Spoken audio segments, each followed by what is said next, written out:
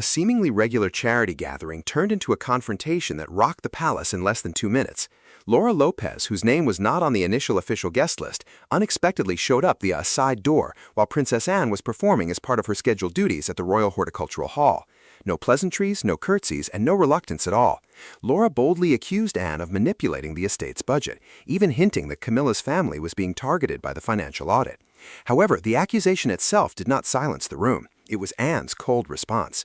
After adjusting her gloves and standing still for a short while, she turned to her security crew and asked one question: has the guest list for the afternoon been reviewed?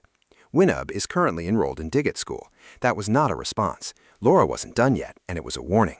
Shortly after, she moved in closer and accused Princess Anne of secretly conspiring with Prince William. This claim had the potential to take the whole situation to a hazardous new level.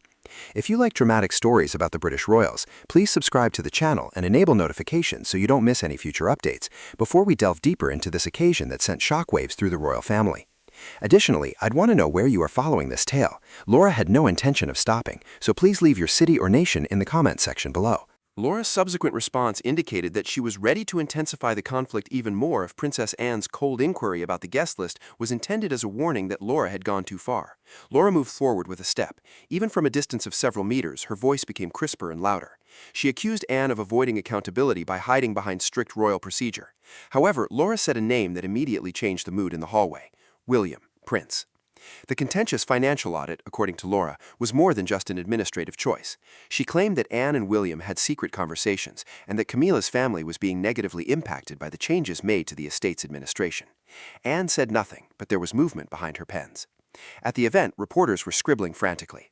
After a family conflict turned into a public gathering, the heir apparent was now included in the story.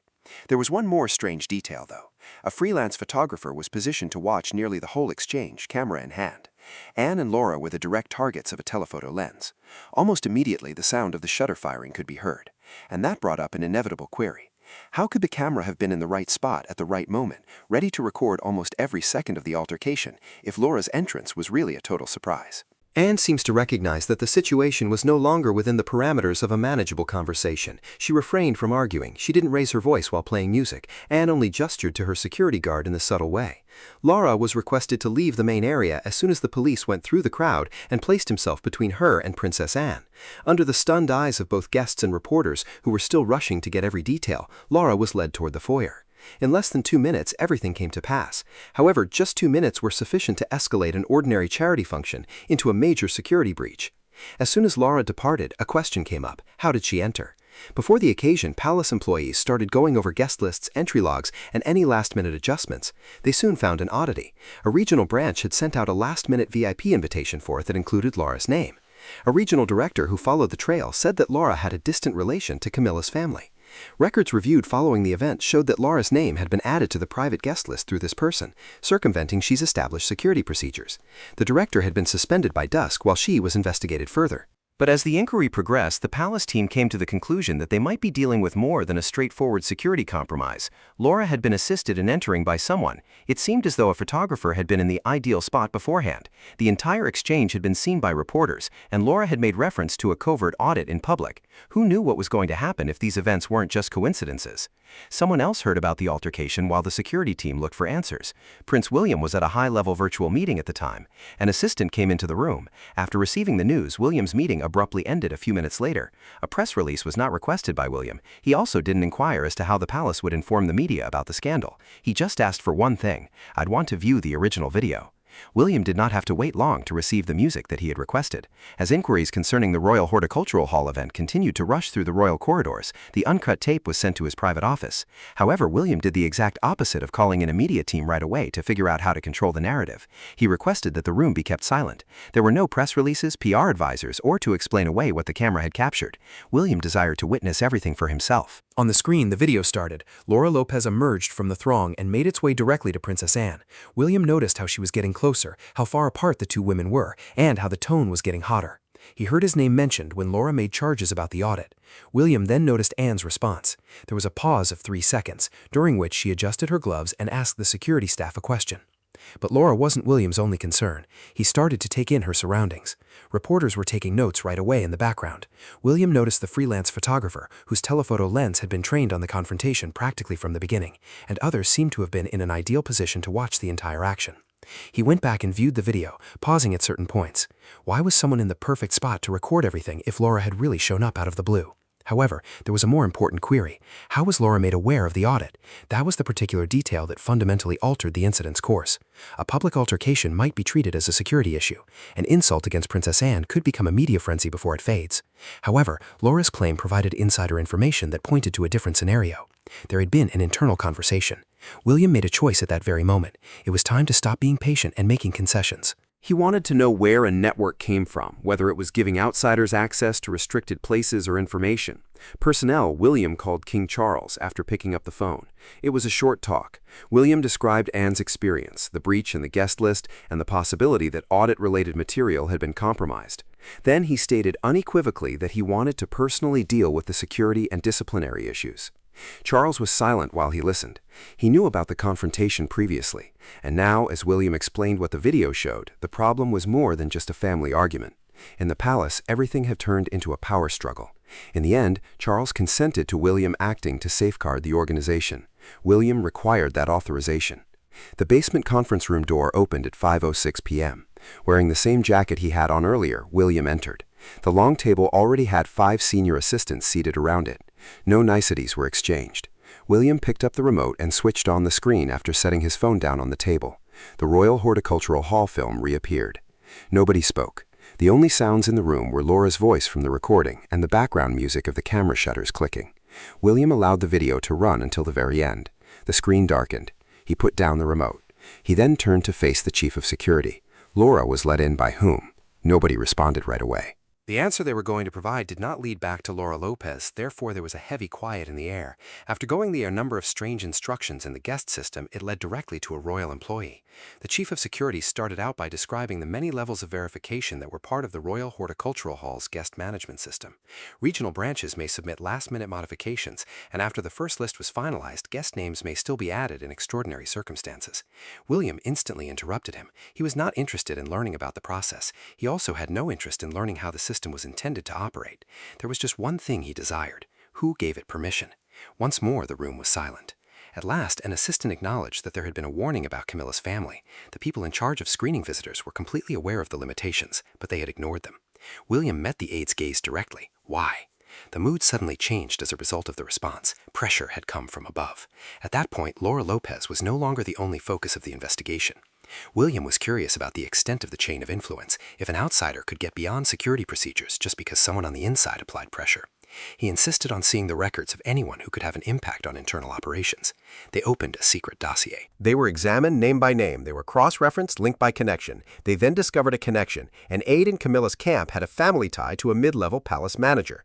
There was no evidence of impropriety in the connection itself. Nevertheless, William was reluctant to ignore any possible conflict of interest because Laura's offer had circumvented established limitations. He shut down the document. No argument, no holdup. William insisted that the management leave the property right away while the situation was clarified and ordered the manager's access privileges to be terminated. The manager was hauled out through the rear gate by security guards less than 20 minutes later. The message was really obvious, and word soon went across the organization. William was no longer viewing this as a scandal that needed to be kept out of the media. He was handling it as a matter of palace internal management. Interestingly, this mistrust had not emerged suddenly. William had been more worried that certain employees put their personal allegiances ahead of their institutional duties, based on what he had been monitoring over the past 2 months. Relationships that appeared to be private started to raise suspicions when they came up in reference to choices about the estate's internal information and access rights. Furthermore, Laura may have unintentionally revealed the very weakness that William had been searching for weeks. However, a more perilous query soon surfaced. If someone could help Laura get over a guest limitation, was there someone who could provide information? It was never intended for her to know. An official vehicle was leaving the Royal Horticultural Hall at Buckingham Palace, as William was still following every step in the chain. In the rear seat was Princess Anne. She spoke very little. Beside her, her phone remained undisturbed. Anne was staring straight ahead with her hands on her purse. Laura's insolence was no longer on her mind. The words Laura had used, the audit, the modifications to the properties, the talks with William, and fake bore, were all being repeated by her. When speaking so candidly in front of the audience, Laura appeared to have missed one issue. A portion of that data had never been released to the public. Anne requested her to help with the event's guest list. She started reading the names, but she stopped. A last-minute VIP invitation, 3 local journalists who were known to have close relations to Camilla's family, a photographer on standby, and Laura arriving with knowledge of a top-secret audit were all noted by Anne. Anne had stopped questioning whether the altercation was a coincidence by that point. She started to pose a far more disturbing query. Who in the palace had told them the secret about Ruffet? Princess Anne thought about that very question all the way back to Buckingham Palace. She didn't give William a call. Charles was not contacted by her. She also neglected to request that her communications staff draft a reaction to the recent events. With her hands neatly resting on her purse and her eyes fixed straight ahead, Anne just sat still in the rear seat. However, the encounter with Laura was playing again in her head, second by second. Laura's tone wasn't harsh. The disrespect displayed in front of the audience wasn't the problem. Laura was aware of it. The estate management changes, the financial audit, and Laura's reference to Anne and Prince William's behind-the-scenes conversations. That information was not available to the general public. To the best of Anne's knowledge, there was very little access to the audit files. The method was completely disclosed to only 4 individuals at the highest level. Where then had Laura found the information? Anne came to her help and asked for a list of attendees. She was given the paper. She took her time reading the names. Then she stopped looking. Camilla's family was known to be close to 3 of the local journalists in the hall. That fact by itself did not prove anything about, however. The image became unavoidable when Anne considered that detail in light of all that had just happened. Laura was a last-minute addition to the guest list. With a telephoto lens ready, a freelance photographer had been placed. 3 reporters had kept a careful eye on the altercation, and Laura had shown there with information that she shouldn't have had, music, and started to suspect that she had seen more than an uncontrollable fit of rage. She might have entered an altercation that was staged to make headlines. However, Anne was aware that suspicion was not evidence. She required a lead. Anne made touch with a friend with an intelligence background before the car arrived at Buckingham Palace. She asked for a certain trace, the correspondence pertaining to the audit, especially any encrypted emails that could have disclosed to parties not authorized. Anne was curious about the whereabouts of the information. She was more interested in finding out who sent it. It was dark when the automobile arrived at Buckingham Palace. Anne saw lights still pouring out of William's office as she walked down the hallway. She grasped it right away. William had continued to work as well, but they were taking different approaches to the same issue. William was keeping tabs on the participants. Anne was keeping tabs on the data. The Laura incident would no longer be considered an isolated incident if the 2 pathways came together. After going back to her desk, Anne accessed the asset management files, personnel lists, approval signatures, audit reports, and modifications to access rights. As she started comparing the documents, a name appeared, followed by a connection. Next, people in Camila's social circle were tangentially connected to another delicate position. A coordinated scheme could not be demonstrated by a single detail, but when they were combined, Anne noticed an unsettling trend. Positions with access to royal information and assets appeared to be getting closer to those with personal connections. At that point, Anne's investigation started to touch on Williams. In the meantime, an assistant in William's office had just gotten a fresh report. One side questioned who let Laura through the door, while the other asked who let the information out. The guest list had nothing to do with it. It wasn't sent via email, nor was it another member of the palace staff. William looked at the information in front of him after opening the file. The trail failed to produce a name for the first time since the investigation started. It resulted in a financial flow, and it was precisely those cash flows that directed the research in a way that William was unable to ignore. As of right now, the scenario could still be explained by a number of human-related problems: an odd invitation, an employee going too far, or a leaked source. However, the latest report on William's desk suggested an entirely other path. His team had found encrypted calls between Camila's phone and a well-known city legal firm. Getting in touch with a lawyer was not out of the ordinary. Williams was drawn to the timing of the song. The calls happened just as the financial audit was discreetly taking place. Williams placed the report on the desk. This might have no significance if it were just a coincidence. However, he was no longer prepared to ignore any coincidence after what had just transpired with Laura. A potential started to emerge. Had Camila's camp been aware of the audit in advance? And if so, had a legal plan been created to safeguard any potentially vulnerable assets, financial structures, or interests? William called his top legal counsel. He posed a straightforward query. Could the palace stop the flow of money before the attorneys took action if accounts or transactions needed to be clarified were found? The response did not meet William's expectations, would be really challenging. A portion of the money was kept in intricate trust arrangements that were not directly managed by the palace. Clear legal justification was needed for intervention. Suspicion alone was insufficient. William didn't dispute the issue. He changed his strategy. He wanted to know where the money had gone, the source of the interests involved, and who stood to gain from if he could not yet access the money. Land ownership certificates, rights related to the estates, trust funds, financial responsibilities, contingent liabilities, and most importantly, any transactions exhibiting indications of irregularity within the files presently under examination were all required to be reviewed more thoroughly. The story's layers started to come off. The less than 2-minute altercation at the Royal Horticultural Hall has now sparked a review that could reveal problems that existed long before Laura entered the venue. William realized that going forward, a single leak could make the entire probe into a media war, so he issued a fresh order: 48 hours of total command. Leaks, private discussions with the media, public reactions, and confrontations outside of secret meetings are all prohibited. Any employee who violates confidentiality may be subject to instant repercussions. The palace fell silent, but William was getting ready behind closed doors to make the biggest choice since the crisis started. He had another meeting with King Charles. William didn't say anything about Laura this time. He discussed the system. A guest's limits had been crossed by someone. They seemed to have lost control of confidential information. Sensitive roles in Tune had given rise to personal relationships, and now it was necessary to clarify financial traces. Williams believed that the problem went beyond Camilla's family members' actions at an occasion. Who is allowed to use the royal apparatus, and where should that influence end, have become the question in Tune. William desired a formal action. He suggested depriving Camilla's family members of the institutional advantages and access rights that are presently under investigation until all issues were settled. Charles did not respond right away. He sat still in front of the papers William had set out. Ultimately, the king gave his approval in theory. William had all he needed to get ready for what came next. However, in other places, the effects of that choice were already becoming apparent before the edict was even put on the table. Unlike that occasion, Laura Lopez was no longer boldly standing in front of Princess Anne, half-packed boxes surrounding her as she sat in a poorly lighted room. Her phone continued to flash. Then her brother entered. He was pallid. He put his phone in front of Laura and informed her that the bank had just sent them a notification. For the first time since she had entered the Royal Horticultural Hall, Laura looked at the screen and realized that those 2 minutes of conflict might have cost her considerably more than she had anticipated. Hours before, she had stood in front of Princess Anne in front of scores of people, thinking she was pressuring the palace to address issues that her family thought had been avoided for too long. Now it was the other way around. In the darkened living room, Laura sat. Half-packed boxes of music and documents were strewn all over the table around her. New notifications were popping up on her phone. The response had blown up on social media and in the media. In just a few hours, negative remarks about the altercation produced about 4 million interactions, according to numbers reported in reports. However, Laura no longer gave a damn about the criticism. Her brother had just come in and told her about a much more serious problem. TikTok was scrutinizing their personal narratives. For transfers totaling more than $5,000 per dollar, the bank required proof of the source and legal foundation. Laura gazed at the alert. No specific charges were made, just asks for documentation. No conclusions are reached. However, she knew what that meant. Their personal finances were now under examination. A second notification then appeared. By the end of the week, Laura and her brother had to leave the estate management offices. Things started to disappear one by one. Access the office, relationships that were once only a phone call away, the network of support they had depended on. Additionally, their finances were now being closely examined.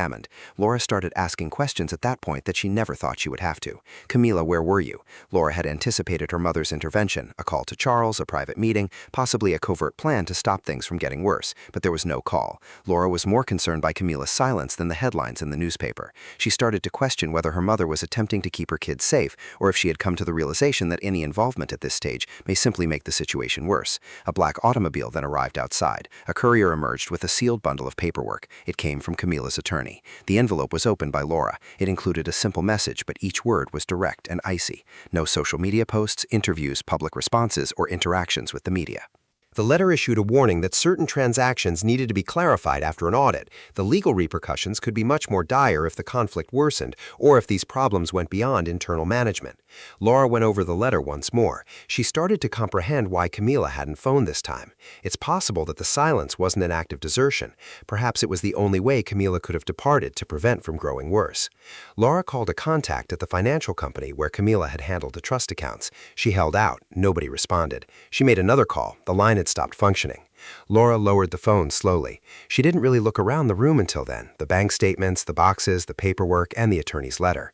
The system that had once given her family a sense of security was being gradually undermined in a matter of days. The worst thing was that it all began with less than 2 minutes at a charity function. Laura was still unaware of William's plans, though, because a paper was finalized behind closed doors during those 48 hours of total control. Not a warning, not a press release, but a document that has the power to formally change Camilla's family's relationship with the royal institution. Then Monday of the following week arrived. The hallways leading to the Privy Council room in Buckingham Palace were remarkably silent. There was already King Charles. The door parted. Prince William came in with a folder. He went over to the big table and presented the document to the king. Just two guys at a choice that may permanently destroy what Camilla's family had just lost. No Laura, no Anne, no cameras. William didn't have to tell the whole story before Charles laid the dossier he had just brought in. The king had already seen the reports, the guest list breach, the inquiries about the source of the leak, the scrutinized internal relationships, and the unresolved financial issues. William needed to make a choice now. He presented Charles with the decree. The paper stated that Camilla's family members' remaining institutional privileges would be eliminated or restricted, including invitations to events, access to particular locations and activities, specific types of support, and official connections to the royal establishment. This was no longer about punishing Laura, according to William. It was about setting a line, a border between access to the crown and family ties.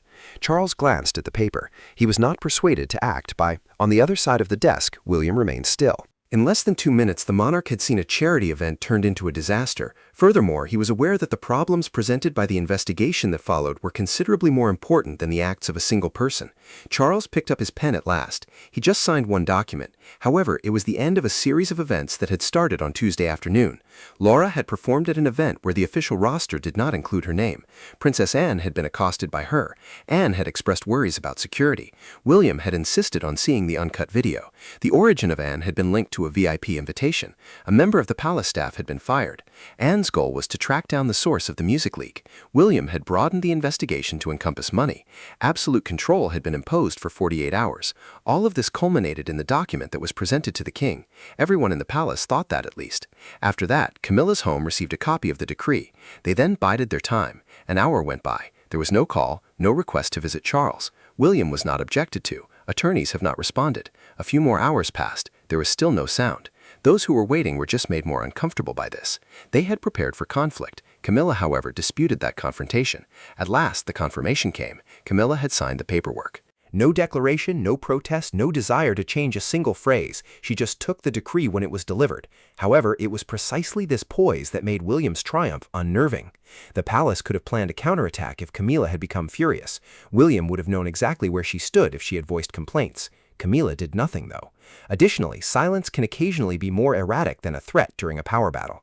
William stood near the window, gazing down at the courtyard. His goal had been accomplished. The security flaw had been fixed. Internal connections had been examined. Camila's family's access had been restricted. They had drawn a new boundary. However, William was unable to know one thing. Did Camila's silence indicate that she had conceded? Or did she know that any response at this point would simply offer William more reasons to take action? That stillness, if it was hardly a sign of surrender. It might be a calculated retreat. Because of this, the story was not really finished. It could be Laura who ignites the fuse. Anne may be the first to notice that something is off. It could be William who shuts the door. The final signature may have been fixed by Charles. However, Camila was the only one to put a stop to the situation by remaining silent. It's possible that William closed Camila's family out of the palace. The most important question, then, is if Camilla has really given up or if she's just waiting for a better opportunity to retaliate. What are your thoughts? Does Prince William take the required steps to save the throne? Or is he gone too far in eliminating Camilla's family's sway over the royal establishment? Post your opinions about it in the comments area. Please subscribe to the channel if you watch the entire story to ensure you don't miss any more updates on what goes on behind royal doors. We really appreciate you coming. I'll see you in the upcoming tale.